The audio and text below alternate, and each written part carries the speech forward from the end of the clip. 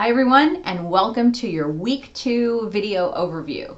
I hope you all had a wonderful week, are feeling ready to go, organized, understanding all of your classes for the semester. Just a reminder that I'm here for you. You can always send me an email right here through Canvas, and I'll get back to you between 24 and 48 hours. I try to keep it less.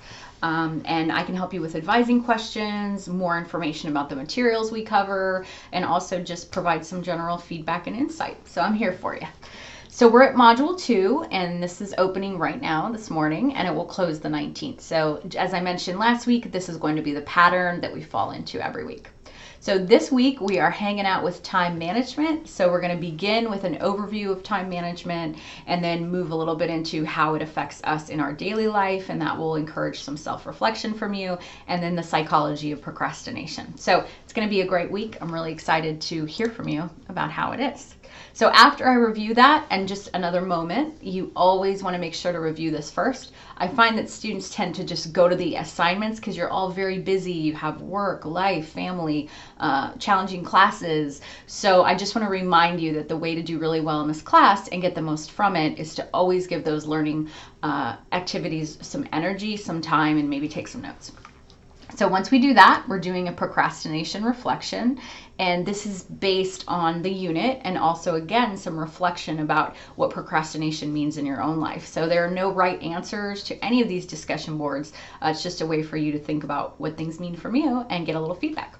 So what was the last task or activity that you procrastinated? And then what were the simple and the complex reasons? And that comes from the module. And then how did you overcome it? Maybe you didn't.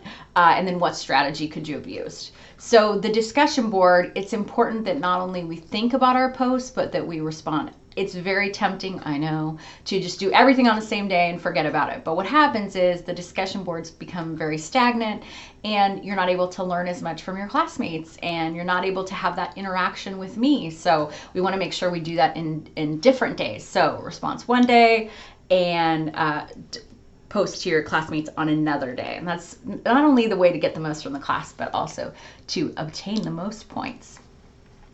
So after we do that, we're going to do a quiz, which is time management self-reflection. This is not a content-based quiz.